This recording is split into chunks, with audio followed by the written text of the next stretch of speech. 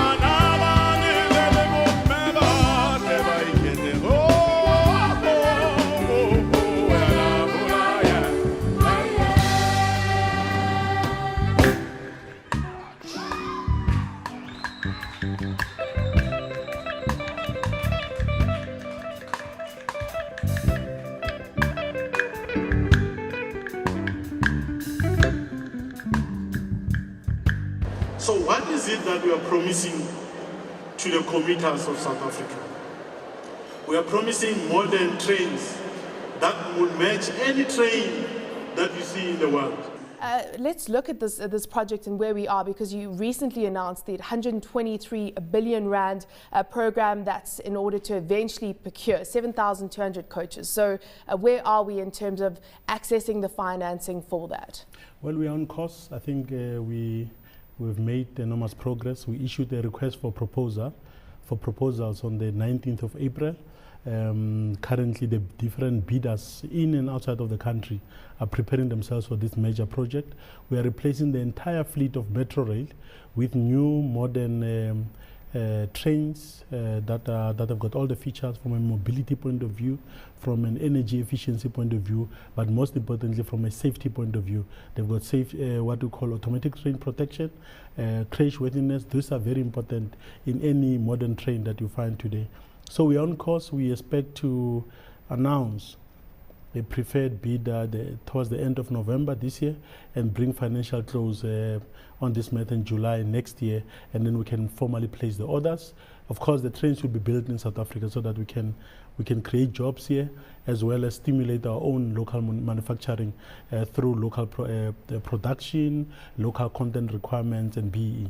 Before we get to local procurement issues, just tell us a little bit about the financing of the deal and how it's expected to be structured. Because, as you say, you've got bidders coming to the table. Financial close hope to be reached next year, 2013, July 2013. So what is the structure of it in terms of debt versus equity? No. Well, the bulk of it would be financed from the national fiscus. Initially, when we went on, we did a feasibility study. And at that time, we're looking at private sector participation. However, when the feasibility came back, it then told us the results were very clear. It would be expensive to finance a project like that through debt structure, that we better finance that from the national fiscus, and Treasury is working with us in making sure that we finance every part of this particular deal. It's a 20-year program, but given all the problems that we've had with e-tolling and the debt are you concerned around the issuance of debt and how you're going to be able to fund this program, and especially with ratings agencies, for one, indicating that South Africa could be downgraded? Well, look, I think that what is happening with Sanral, for example, and the issues around e-tolling is a concern to us. I think even Transnet itself, because Transnet has been raising has gone out to the capital markets to raise some of their own capital requirements over the next 5 years. I think it's a concern to all of us, and it's a concern to government, and we are hoping that we'll be able to find a speedy solution in all those discussions so that we create certainty, and then we have the kind of investment that are required for transport and for public transport more specifically. Tell us about these trains. Are they going to be trains that you'd get into if you're going to Europe right now and traveling from one country to another? Are they going to be on equal par as the best passenger trains that we see globally? Well, we've set ourselves high standards, and I think that they will be far better than some of the trains you see in Europe today. But of course, in terms of technology, they will be the same kind of trains. I think that these trains you find all over the world, they are safe. The modern features of those trains include the efficiency in the operations, not only on the energy side. If you look at current trains, for example, in South Africa, they are 4 times heavier than what you find internationally, meaning therefore that the energy requirement just to run those trains are quite enormous. If you look at the carrying capacity, our trains are closed. You can't even see throughout the train if you are inside. So I think that will increase the carrying capacity by 15%, meaning therefore that we'll be increasing capacity there. And most important, 15%, just take me to that. 15%, yeah. So 2.3 million commuters per day is what you have on the rail networks in South Africa. On so the commuter side, yeah. So going to be 15% increase from that. Increase in terms of the number. So it is a huge investment in capacity, and hopefully we'll be able to get rid of the overcrowding that we see in the peak hours in the morning and in the afternoon. But I think for me, the trains will also have what is important, what we call passenger communications, because one thing about public transport is passenger information.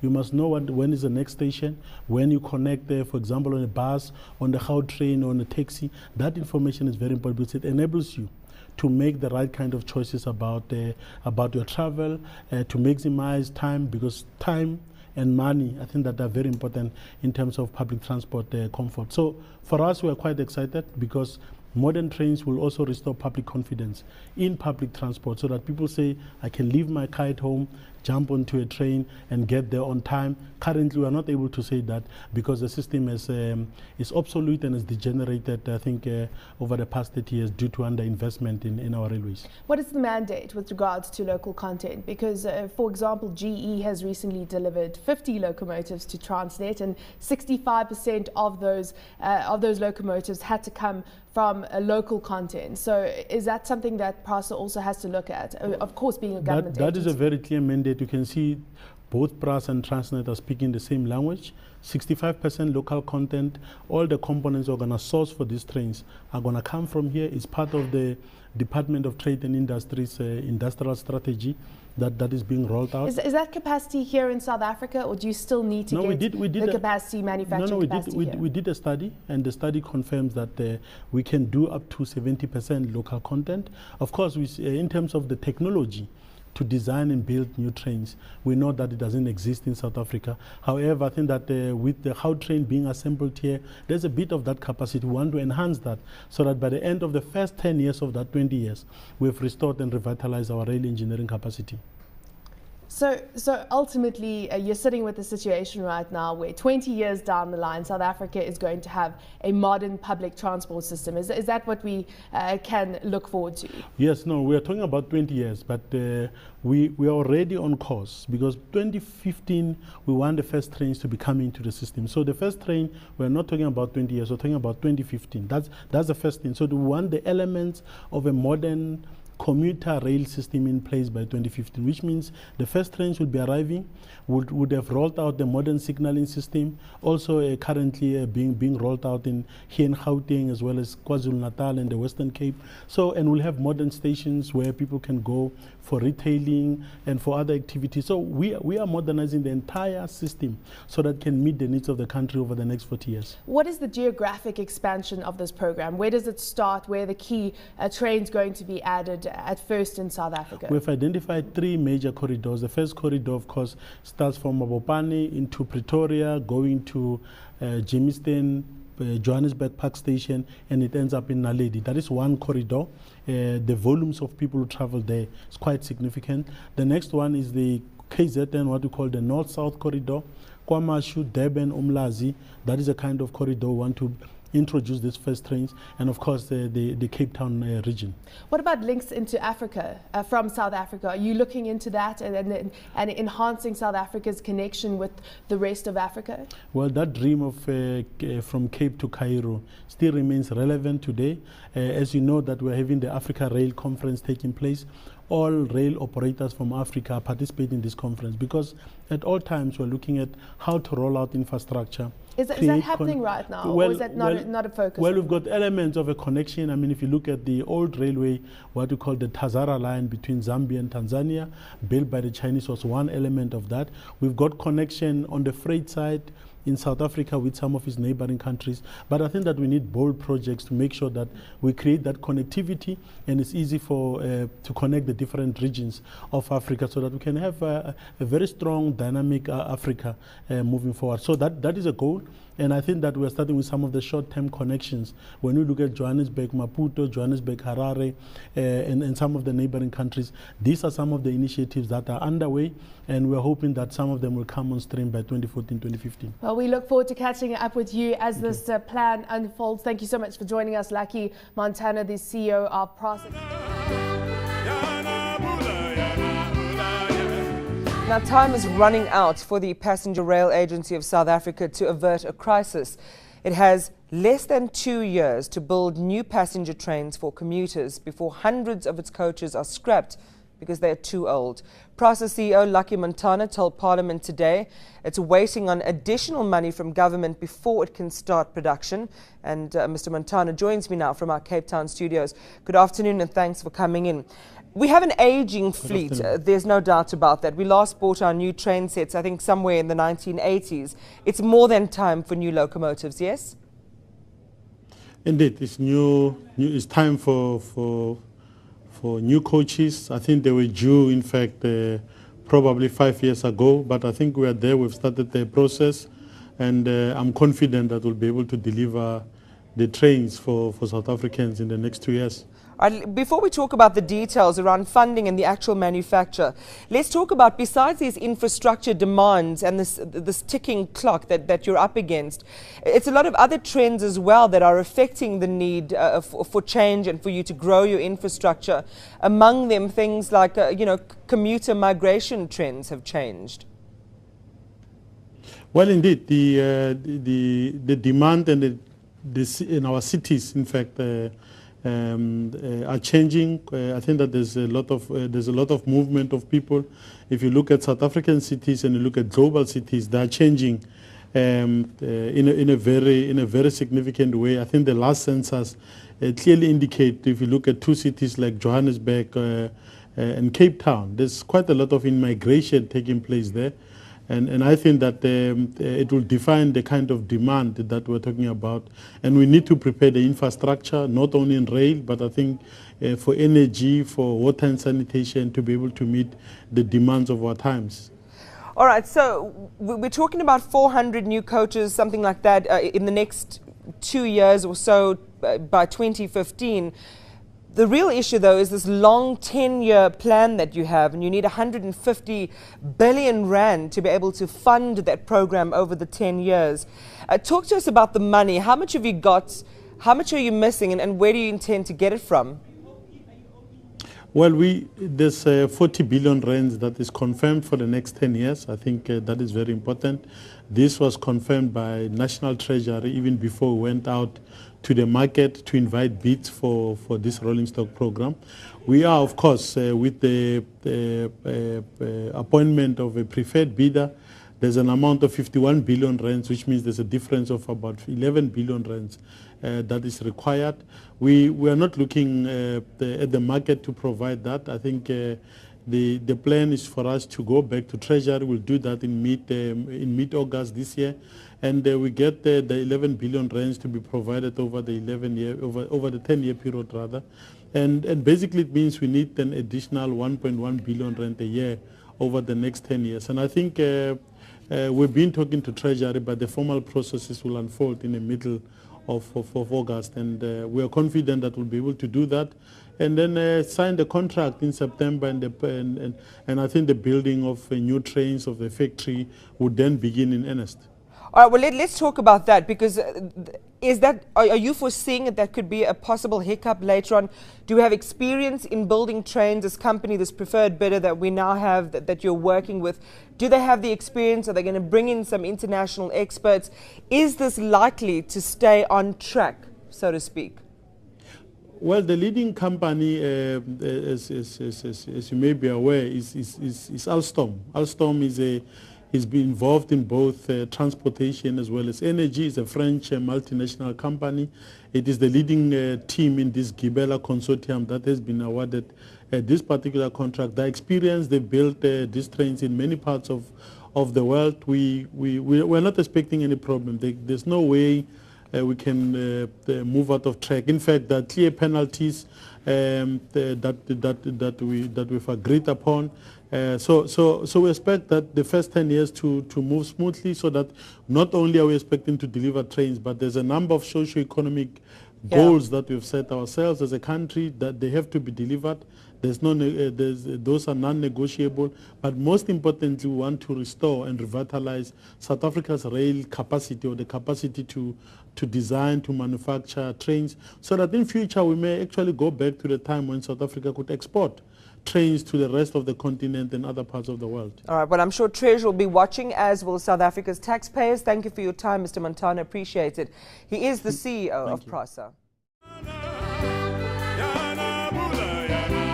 We were just chatting off air, saying that 4 years ago we started talking about this. I mean, first you spoke to me, then you spoke to Vuyo, and here you are. And I mean, now it's going to happen. How are you feeling at a time like this? Look, it's great. It's exciting. I think 4 or 5 years ago we were dreaming about this thing. We thought it will happen in 10 years' time, but we're almost 18 months away from testing the first train in the country. That's and amazing. I think it's great news. Yeah. I mean, let's refresh people's memories. What exactly is the fleet renewal program? Well, we are replacing the entire fleet of Metro Rail. As we said before, the current fleet is old, the technology is obsolete. We have to get new trains that will support our cities, that will ensure that people get to work in time. So we set aside, I think, 51 billion rands. I think at this point in time, Treasury has allocated already 40 billion rands, so that we replace that entire fleet over a period of 20 years. What we did is that we started the first 10 years. We divided that 20 years into 10-year contracts. The first 10 years is what we've awarded to the Alstom-led Gibela consortium to build this entire fleet. Yeah. All right. Now that the triple BEE partners have been announced, what's the way forward? Well, I think the most important thing to emphasize is that we have taken a very unique approach in how we achieve this BEE participation. I think that the people who've come through that process are people that ordinarily would not have had an opportunity to participate in this kind of a deal. The women, the disabled people, the youth. I think there's a lot of a large youth component into that. So we're excited. The next step, of course, is for Gibela, Alstom, and the new partners to negotiate and finalize their shareholder agreement. And then they will sign a contract with PRASA on the 15th of September. And then before that time, of course, we'll have gone to National Treasury to finalize the numbers. Then we sign the contract. It's all systems go. Good. We'll then build a new plant in the East Rand, Ekurhuleni, so that it becomes the hub where we build the trains that will support the country for the next 40 years. Fantastic. Now, I think a really exciting part is that there's a women empowerment component to this deal. Talk to us about it. Well, it's not, it's Women's Month, but let me emphasize, Len, it's not just a women's component.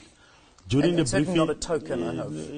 It's quite significant. Good. When we were having the briefing sessions, 65 to 70% of the participants were women. And I think it reflected itself when we announced, we concluded our evaluation. In all the groupings that we had, women are leading players in this particular process, followed by disabled people and the youth. So we think that the women of our country are rising up and saying we want not only the right to participate in our lives, but also that we want to transform the economy. And I think that this deal in particular has demonstrated that women are at the center of economic transformation.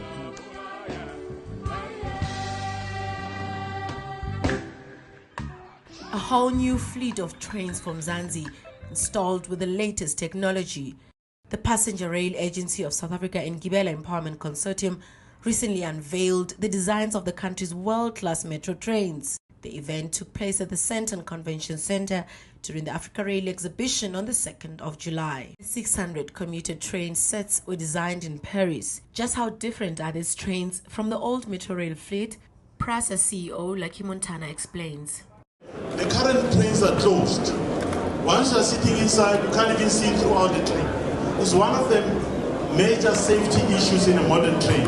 When you are sitting here, you can see what's happening towards the end of the train.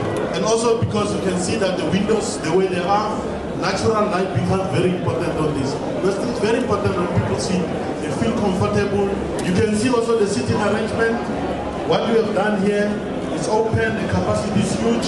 And you can see if you look at the current trains, people hang in between coaches. It is no longer possible for one to stand in between coaches because you are inside the trains and you are able you are part of that, so the loading capacity is quite enhanced in a very significant way. These trains, of course, are like the current trains. As you know, the door mechanisms of the current fleet. Once it's moving, Honorable Minister, people open the doors. This train, the modern door mechanisms, you cannot open. That is very important. The driver is the only person, or the person at the back, would be able to open the doors in between. For those who commit crime, you'll be trapped because these trains, while the doors are not opening, there are cameras on board these particular trains that will capture you until we deliver you to the police.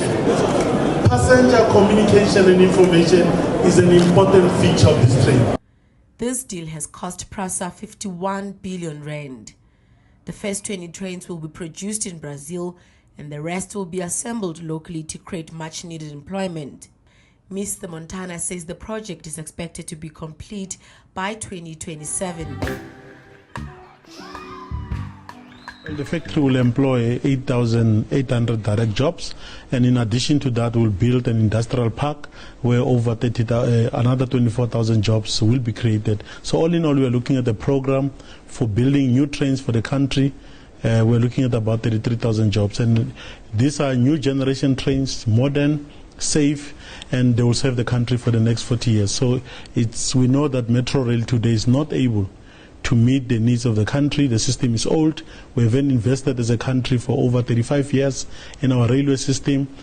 We are paying the price for failure to invest, but I think that we've created a program working with government, Department of Transport, Department of Trade and Industry, National Treasury. We are now implementing a bold plan to make sure that we create a modern transport system for South Africans.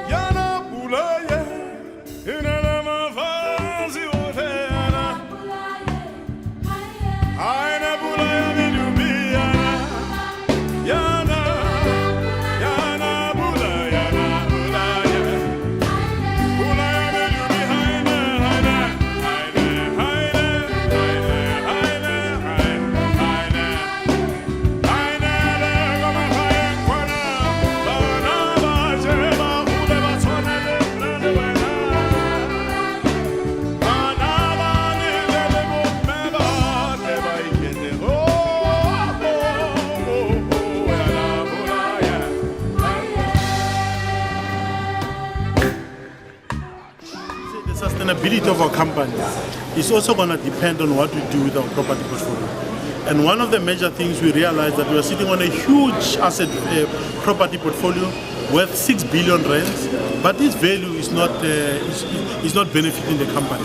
We decided to embark on a strategy to say that from 2007 to 2018, we want to move away from a property portfolio that generates 220 million rands to over 1 billion rands. And I think we're on course. This year we've already made over 430 million rands. That is in the last financial year. In the current financial year, which is 2015-2016, will generate 570 million rands. And of course in 2017-18 will generate 1 billion rands. So I think it's a massive increase. And the reason we're doing that is precisely because We want to sustain our business so that we are not dependent firstly on the national fiscals, where we get all the subsidies. We generate the money from the assets that we want. That's what government want us to do. I think that is very important. But there are three specific interventions we're doing. The first one, of course, is to commercialize the property space. We want to buy back what we call development leases. As you know, PRASA, or the former South African Rail Commuter Corporation, it embarked on a development lease process where it took most of our land, leased them to companies or developers over long term, 30 years, 50 years. That was the average age of those leases. What we are trying to do is that we've identified the high-yielding assets in those and trying to buy back those leases so that that money can come into the PRASA coffers, but most importantly as part of developing our strengthening our balance sheet. Over 5.6 billion rands of worth of development and infrastructure is being put into this area of Inanda, of KwaMashu, of Ntuzuma. So it's a major development. So it will change the lives of people, but also lay the basis for long-term development. So we are quite excited that His Excellency will be here today, as you know, not only because he's our president, but because he has been the man championing the development of infrastructure in the country. So we are happy. It's a proud day, not only for PRASA and the transport family, but I think that for the people in this area and for South Africa as a whole.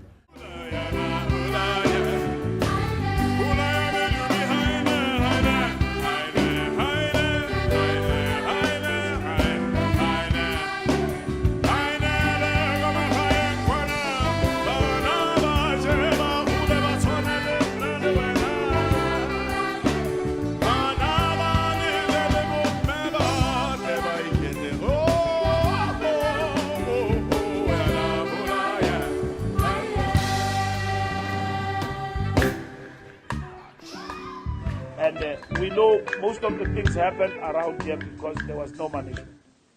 The last time we had fully fledged management is when Lucky Montana was here. And that's when you had semblance of organization. Leave Tim Kulu and all other things. But there was operations here. There was something running here. There were people who were accountable. Since then to date, you have had about 6 acting people at the group level in terms of top positions. And other positions were actually vacant. And there was no board. All boards were acting. And there was no minister. All ministers were acting. So this was just a place vulnerable for vandalism.